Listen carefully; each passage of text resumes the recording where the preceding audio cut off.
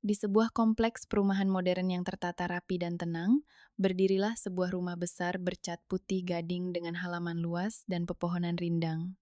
Rumah itu milik Tia, seorang wanita berusia 50 tahun yang tampak jauh lebih muda dari usianya. Kulitnya terawat, rambut hitamnya masih tebal dan panjang, dan cara berpakaiannya selalu sederhana tapi elegan. Ia tinggal sendiri di rumah besar itu sebagai seorang janda. Suaminya meninggal hampir 10 tahun lalu karena serangan jantung mendadak, dan sejak itu ia membesarkan kedua anaknya sendirian. Kini anak-anaknya sudah dewasa dan tinggal di luar kota karena pekerjaan, sesekali pulang, biasanya sebulan sekali, kadang 2 bulan sekali jika sedang sibuk. Meski rumah itu mewah dan nyaman, ada sesuatu yang tak bisa dihindari oleh Tia. Kesepian. Ia bangun pagi-pagi, menyeduh kopi sendiri, duduk di teras, membaca buku, lalu menyiram tanaman. Siang harinya, ia kadang menghabiskan waktu dengan menonton tayangan favorit atau memasak makanan yang seringkali tak habis dimakan sendiri. Malam hari adalah saat tersunyi, televisi menyala hanya sebagai latar suara agar tak terlalu terasa hening. Bukan karena dia tak punya teman, ia punya beberapa sahabat lama, termasuk Burini, teman sepergaulannya sejak zaman muda dulu tapi usianya sekarang sudah membuatnya lebih selektif. Ia lebih nyaman di rumah, menjaga dirinya sendiri, menjalani hari-hari yang tenang. Namun ketenangan itu kadang terasa hambar. Ada saat-saat dia menatap sudut rumah, mengingat masa-masa ketika anak-anak masih kecil, suaminya masih hidup, dan rumah itu dipenuhi suara tawa. Sekarang semuanya terasa terlalu luas, terlalu diam. Kalau sepi begini, cepat tua rasanya, gumamnya pelan suatu pagi sambil menyeruput kopi hangat. Dia bukan wanita yang lemah atau larut dalam kesedihan. Ia tangguh, cerdas, dan tahu cara merawat diri, tapi tetap saja ada ruang kosong dalam hatinya yang tak selalu bisa ditambal dengan buku, musik, atau tanaman. Ruang kosong yang perlahan tapi pasti terasa makin besar seiring waktu. Hari itu, seperti biasa, dia menyiram bunga Kamboja di taman depan. Matahari belum terlalu tinggi, angin berhembus pelan. Di kejauhan, suara mesin mobil terdengar mendekat. Sebuah mobil hitam sederhana berhenti di depan pagar, dan dari dalam keluar seorang wanita paruh baya dengan langkah santai, serta seorang pemuda tinggi berkemeja santai, Burini dan anaknya, Dani. Tia tersenyum.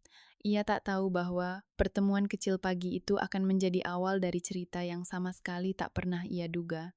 Dani baru saja memarkir mobil di depan rumah besar milik Tante Tia, keluar lebih dulu dan membukakan pintu untuk ibunya, Burini, yang membawa sebuah tas kecil berisi makanan ringan dan buah tangan lain. Dani, pemuda berusia 25 tahun, bertubuh tinggi dan berwajah bersih.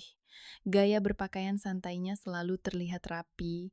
Meski sederhana hari itu, ia hanya mengenakan celana jeans dan kaos lengan pendek warna abu-abu. Ia memang tak banyak bicara, tapi selalu sigap jika dimintai bantuan. Dani tinggal bersama ibunya dan membantu usaha kecil-kecilan dari rumah, terutama jualan makanan secara online yang sudah lumayan ramai di lingkungannya. Hari itu, Dani hanya diminta mengantar ibunya ke rumah Tante Tia, tak lebih.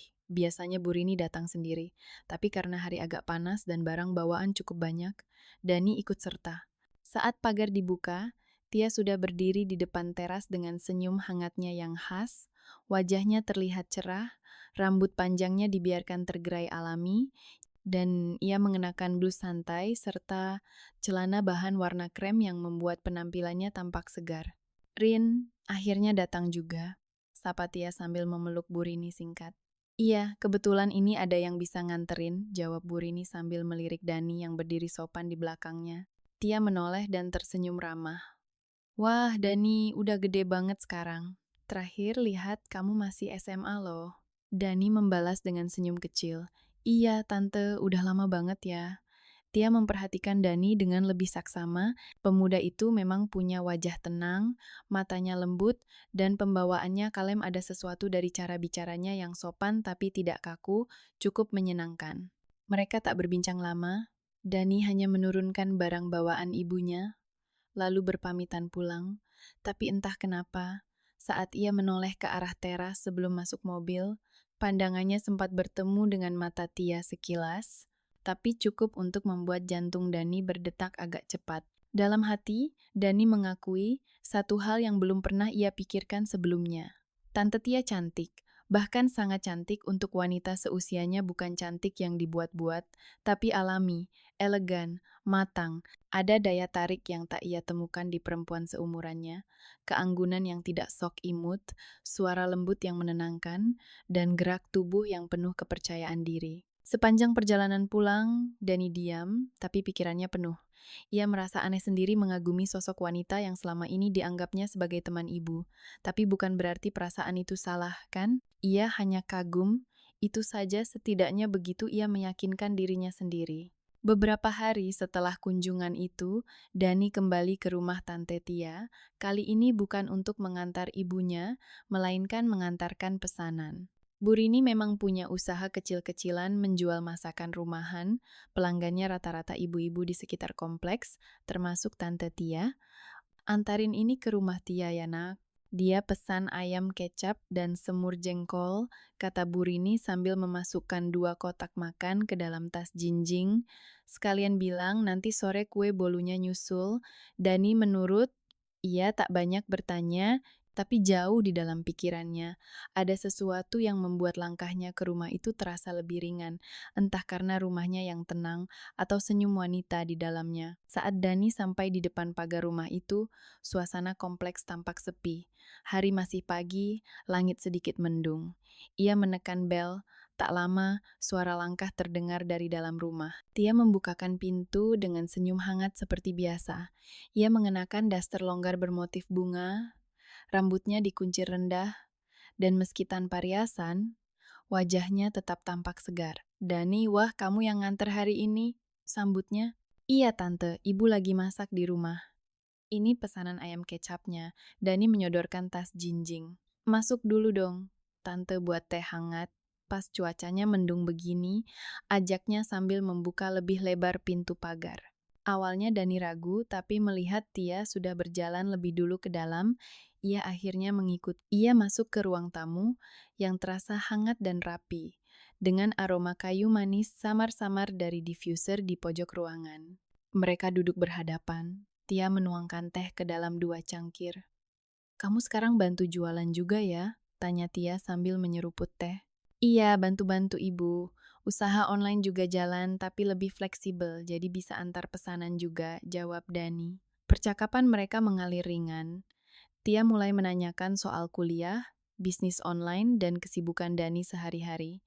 Dani merasa nyaman, seperti bicara dengan seseorang yang benar-benar mendengarkan. Sesekali Tia tertawa kecil mendengar cerita Dani yang polos tapi jujur, dan Dani pun kadang tersenyum melihat cara Tia berbicara yang halus dan tenang. Ada kenyamanan yang tidak biasa. Suasana itu terasa alami, tidak dipaksakan. Yang paling Dani ingat dari hari itu adalah satu momen kecil saat Tia berkata pelan, senang sekali ada yang mampir.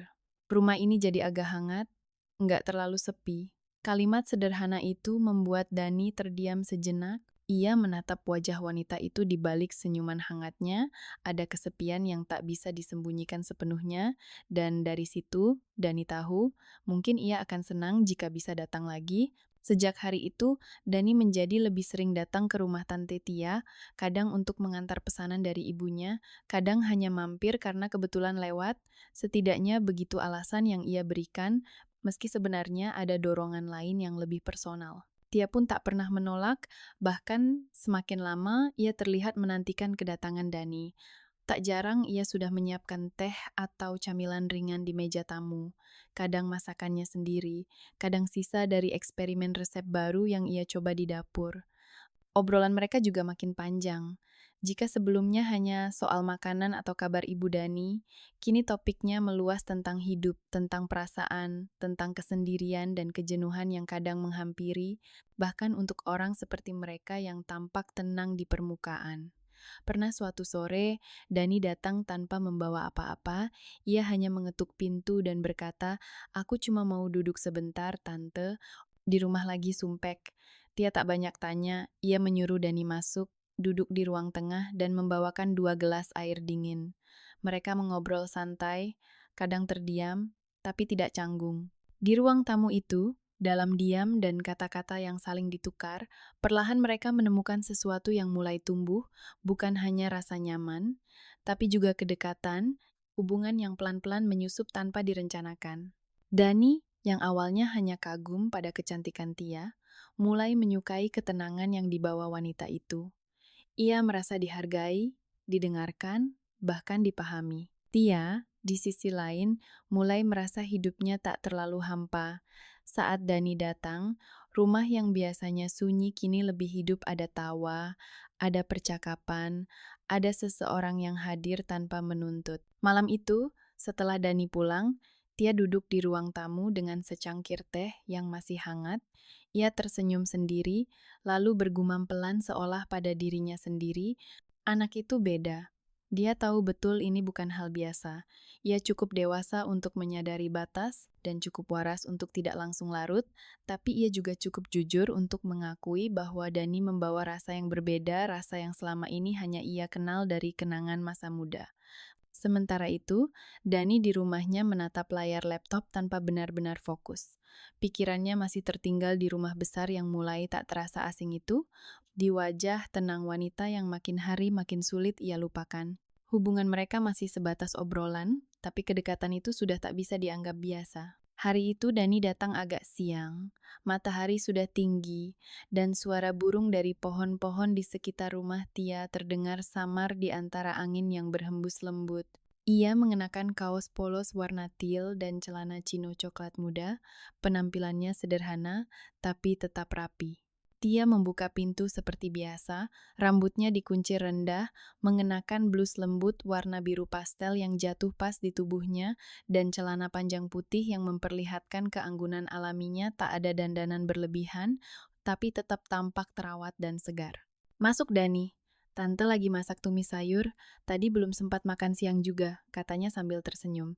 "Kalau gitu saya temenin aja makannya," sahut Dani ringan.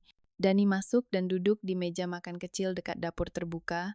Ia memperhatikan cara Tia menyendok nasi, menyusun lauk, dan menyajikan makanan di atas piring. Gerakannya tenang, penuh perhatian. Ada keanggunan dalam hal sederhana seperti itu, dan Dani tanpa sadar memerhatikan semuanya. "Kalau kamu nanti nikah, enaknya sama perempuan yang kayak gimana?"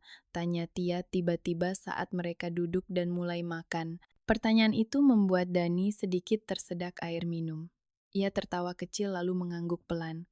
"Gak tahu pasti tante, tapi kayaknya aku lebih suka yang dewasa, yang tenang, yang bisa diajak ngobrol panjang tanpa harus banyak basa-basi." Dia menoleh sebentar, pandangannya sekilas, tapi mata mereka sempat bertemu, ada percikan kecil yang terasa meski tak diucapkan. "Kalau gitu kayak tante dong," Tia berkata sambil tertawa kecil, mencoba menyamarkannya sebagai candaan.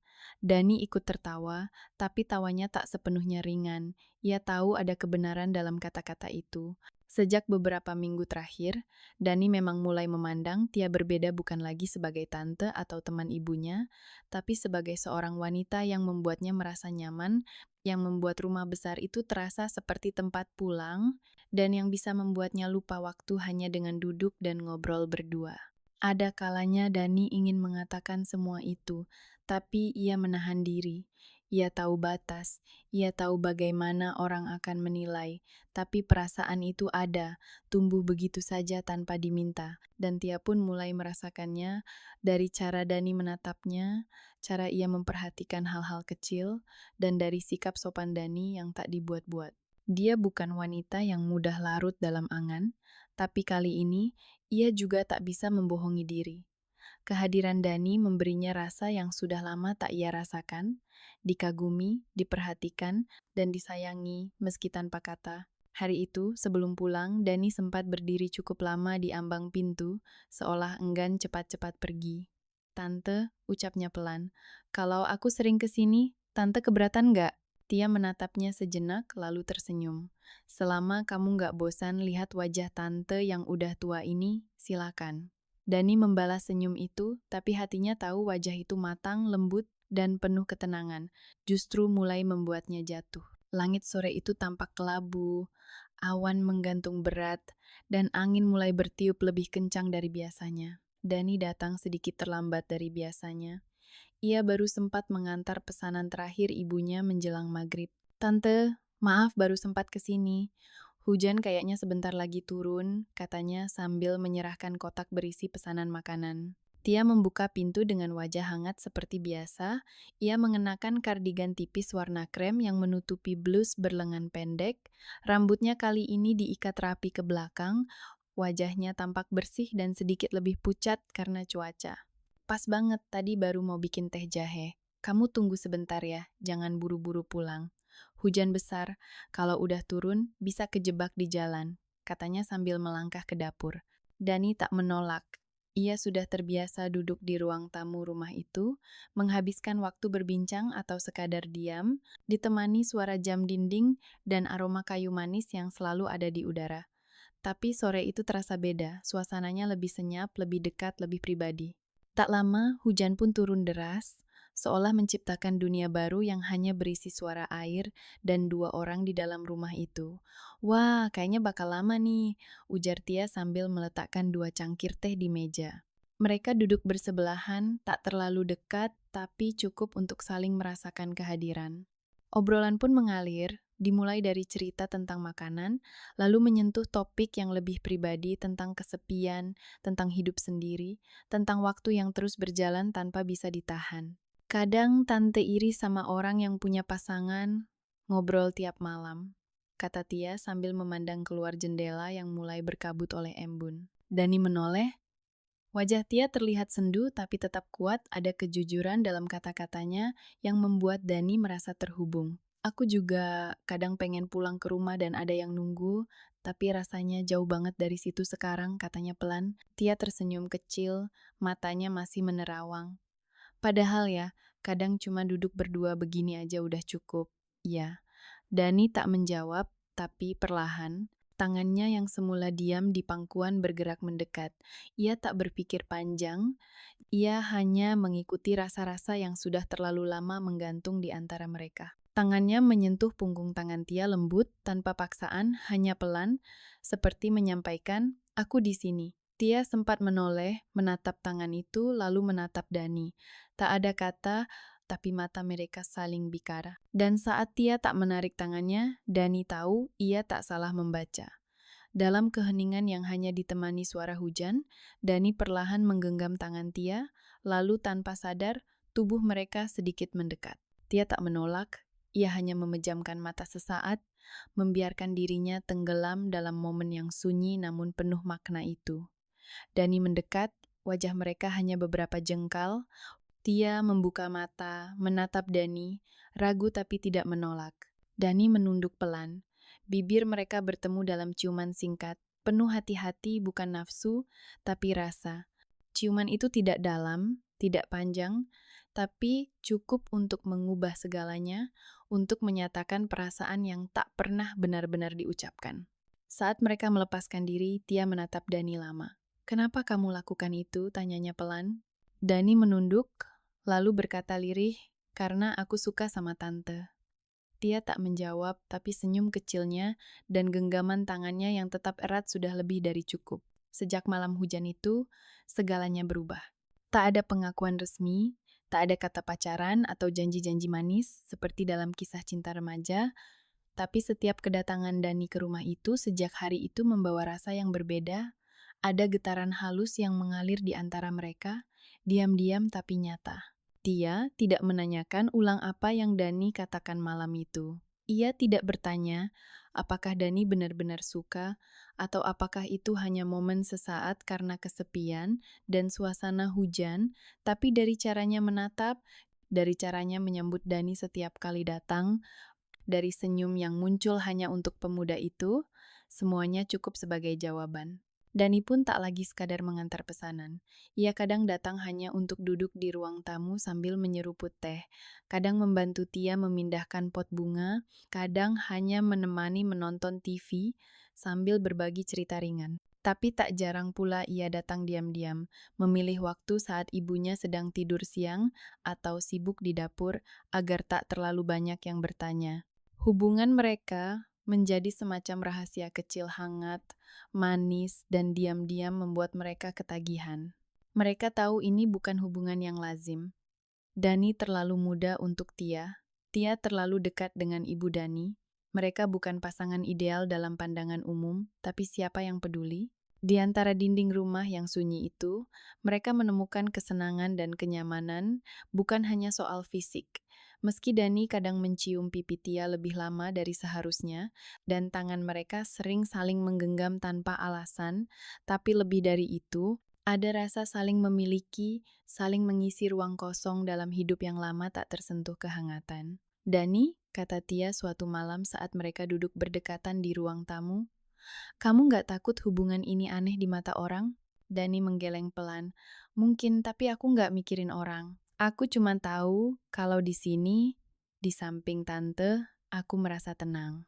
Tia menatapnya lama, wajah pemuda itu bersih, polos, tapi sorot matanya sungguh-sungguh. Ia merasa dilihat sebagai seorang wanita, bukan ibu, bukan tante, bukan sosok tua, tapi wanita seutuhnya, dan perasaan itu terlalu menyenangkan untuk dilepas begitu saja. Malam itu, mereka duduk lebih dekat dari biasanya. Dani memeluk Tia dari samping, membiarkan kepala wanita itu bersandar di bahunya. Tidak ada kecanggungan, hanya hening yang nyaman. Saat Dani mencium pelipis Tia perlahan, wanita itu tak menolak. Ia hanya memejamkan mata dan menghela nafas panjang. Mereka tidak bicara soal esok, tidak bicara soal kemungkinan ketahuan. Mereka tahu betul hubungan ini tak bisa diumbar. Tapi untuk saat ini cukup-cukup mereka tahu, cukup mereka yang rasa, sebab tak semua hubungan butuh pengakuan. Kadang cukup jadi rahasia kecil yang menggoda di balik pintu rumah yang selalu tertutup. Minggu-minggu berikutnya berjalan seperti biasa, setidaknya di mata orang luar. Dani tetap membantu usaha ibunya, tetap rajin mengantar pesanan, tetap terlihat seperti anak muda baik-baik yang hidup tenang di rumah. Tia pun tetap menjadi wanita elegan yang menyendiri di rumah besarnya, sesekali menyapa tetangga, sesekali pergi ke salon, sesekali mengunggah foto tanaman di halaman rumahnya ke media sosial. Namun, di balik semua itu, ada rahasia yang semakin dalam tertanam, hubungan mereka yang makin terasa nyaman, tapi juga makin terasa salah. Dani mulai sering terdiam di malam hari, menatap layar laptop tanpa benar-benar fokus. Pikirannya melayang ke rumah besar dengan bau kayu manis dan suara langkah kaki Tia yang lembut. Ia merindukan kehangatan itu, tapi juga mulai bertanya-tanya, sampai kapan bisa begini? Pernah suatu malam, ia duduk di kamar sambil memandangi foto Tia yang diambil diam-diam saat wanita itu sedang menyiram tanaman. Wajahnya tenang, seperti tak punya beban, tapi Dani tahu, di balik senyum itu ada keraguan yang sama seperti yang ia rasakan. Tia pun mengalami hal serupa. Ia mulai merasa cemas, setiap kali Dani datang terlalu sering ia takut tetangga curiga, ia takut Burini bertanya, dan yang paling ia takutkan, ia sendiri semakin sulit melepaskan Dani. Pada suatu sore, Tia memutuskan untuk bicara setelah mereka duduk berdua di ruang tamu seperti biasa. Tia menghela nafas dan berkata pelan, "Dani, kita ini apa?" Dani tak langsung menjawab. Ia memutar cangkir teh di tangannya, lalu menatap Tia dengan mata yang tenang tapi dalam. Entah, aku nggak tahu harus menyebut ini apa. Tapi aku tahu, setiap aku kesini, aku merasa lengkap. Tia menunduk, tapi kamu sadarkan, ini bukan hubungan biasa. Iya, aku tahu, ucap Dani. Tapi semua yang biasa itu nggak pernah bikin aku setenang ini. Tante bikin aku ngerasa dilihat, didengar, diterima. Tia tersenyum kecil, tapi ada air yang menggenang di matanya. Ia tahu Dani jujur, ia tahu dirinya pun merasa begitu, tapi ia juga tahu dunia tak akan mudah menerima hubungan seperti ini. Kalau nanti orang tahu, bisik Tia. Kalau nanti ibumu tahu, Dani mendekat, menggenggam tangan Tia. Gak usah pikirin jauh-jauh. Aku gak minta apa-apa dari tante, cuma izinkan aku terus datang. Itu aja cukup. Dan Tia tak mampu menolak. Hubungan mereka tetap berjalan. Tapi kini ada perasaan was-was yang menyelip di sela-sela kehangatan. Antara nyaman dan salah. Antara ingin bertahan dan takut kehilangan. Namun, seperti air yang menemukan jalannya sendiri, hubungan itu terus mengalir diam-diam, lembut tapi kuat. Sudah hampir 2 minggu Dani tidak datang ke rumah Tia, bukan karena sibuk, bukan juga karena lupa, tapi karena rasa bersalah yang mulai menumpuk di pikirannya. Sejak percakapan terakhir itu, Dani merasa seperti tersadar. Hubungan ini terlalu rumit, terlalu banyak kemungkinan yang bisa berantakan. Ia tak ingin menyakiti siapapun, terutama ibunya yang mempercayainya sepenuh hati. Tia menyadari perubahan itu. Biasanya, Dani akan mengirim pesan singkat atau menelepon meski hanya sekadar menanyakan kabar. Tapi kali ini sunyi, tak ada jejak, tak ada tanda. Rumah besar itu kembali hening. Meja tamu yang biasanya berantakan oleh gelas dan piring kini kosong, dapur yang semula ramai dengan suara obrolan kini hanya berisi suara sendok bertemu piring, dan sunyi itu terasa lebih tajam dari biasanya. Pada sore ke-13 sejak Dani terakhir datang, Tia duduk sendiri di beranda. Angin bertiup lembut, membawa aroma hujan yang tertinggal dari siang tadi. Di tangannya ada secangkir kopi yang sudah tak lagi hangat, pandangannya kosong tapi hatinya penuh tanya. Lalu, suara bel berbunyi pelan satu kali. Dia berdiri dengan sedikit ragu, berjalan ke depan, membuka pintu pagar perlahan, dan di sana berdiri Dani, rambutnya agak berantakan, wajahnya lelah, tapi matanya menatap Tia dengan penuh rindu. "Tante," katanya lirih. Tia tak menjawab, ia hanya berdiri di ambang pintu, menatap pemuda yang membuatnya menanti selama hampir 2 minggu penuh pertanyaan. Dan tanpa sepatah kata pun, Dani melangkah masuk dan langsung memeluk Tia. Pelukannya erat, bukan pelukan yang penuh gairah, tapi penuh rasa seolah ingin menyampaikan semuanya dalam satu gerakan, rindu, penyesalan, kebingungan, dan perasaan yang tak pernah hilang. Tia membalas pelukan itu, tubuhnya bersandar di dada Dani, seperti ingin melepaskan beban yang selama ini ditahannya. Tak ada kata, hanya diam pelukan dalam diam, tapi penuh makna. Mereka duduk di ruang tamu seperti biasa, tapi kali ini tak banyak bicara. Dani menggenggam tangan Tia sepanjang waktu. Kadang hanya saling menatap, kadang saling menghela nafas, tapi tak satu pun dari mereka ingin mengakhiri momen itu. "Aku pikir menjauh itu solusi, tapi ternyata makin jauh, makin kosong," bisik Dani kemudian. Tia menatapnya dengan mata yang mulai basah. "Aku juga takut-takut, makin dekat, makin susah melepaskan." Dani mengusap pipi Tia perlahan, lalu tersenyum tipis. "Kalau gitu jangan dilepas, nggak usah mikirin nanti, jalani aja yang sekarang." Tia tak menjawab, ia hanya mengangguk pelan. Di hatinya, ia tahu mungkin ini bukan hubungan yang ideal, tapi tak ada yang bisa memungkiri bahwa perasaan mereka nyata dan saling mengisi. Malam itu mereka duduk lebih lama, tak butuh banyak kata, sebab kadang yang paling dalam tak harus diucapkan. Hari-hari kembali berjalan seperti biasa, Dani sesekali datang ke rumah, Tia membawa pesanan atau hanya mampir untuk sekadar minum teh, tak sering, tak juga jarang, cukup untuk menjaga agar tidak menarik perhatian siapapun. Mereka berhati-hati, tidak ada pelukan di depan pintu, tidak ada ciuman yang terburu-buru, semuanya dilakukan dalam diam dan kesepakatan tanpa kata. Tapi di balik itu semua, hubungan mereka tetap hangat. Di dalam rumah besar yang dulu selalu sunyi, kini ada suara tawa, ada obrolan panjang yang kadang diselingi diam yang justru menenangkan. Di hati Tia, Dani adalah cahaya kecil yang datang saat hari-harinya mulai redup, dan di hidup Dani, Tia adalah pelabuhan tenang jauh dari hiruk-pikuk dunia luar yang sering melelahkan. Mereka tidak pernah membicarakan masa depan secara serius, tidak pernah bertanya akan dibawa kemana hubungan ini, karena mereka sadar apa yang mereka miliki terlalu rumit untuk dijelaskan, terlalu lembut untuk diumbar. Pernah suatu malam, saat Dani hendak pulang, Tia berdiri di depan pintu dan berkata pelan, "Kalau suatu hari kamu berhenti datang, Tante akan paham. Jangan khawatir soal itu." Dani menatap wanita itu lama, lalu mendekat dan mencium keningnya dengan lembut. "Aku mungkin akan pergi kemana-mana, Tante, tapi rasanya aku selalu ingin pulang ke sini." Tia tersenyum, tak menjawab, tapi air matanya mengalir diam-diam bukan karena sedih, tapi karena merasa dihargai, dicintai, bahkan tanpa janji. Hubungan mereka tetap berjalan dalam senyap, dalam diam, tapi penuh rasa. Tak ada satupun orang yang tahu selain mereka berdua, bahkan Bu Rini, Ibu Dani hanya mengira anaknya makin rajin dan perhatian membantu usaha, tidak pernah curiga sedikit pun bahwa di balik kedatangan itu tersembunyi sesuatu yang jauh lebih dalam. Di dunia yang penuh penilaian, mereka memilih untuk hidup dalam ruang kecil mereka sendiri, ruang yang hanya mereka pahami, ruang yang tak butuh validasi, cukup kebersamaan dan pengertian. Dan di dalam rumah besar itu, rahasia itu tetap terjaga bukan karena takut, tapi karena mereka tahu. Cinta yang paling kuat kadang cukup dipeluk dalam senyap.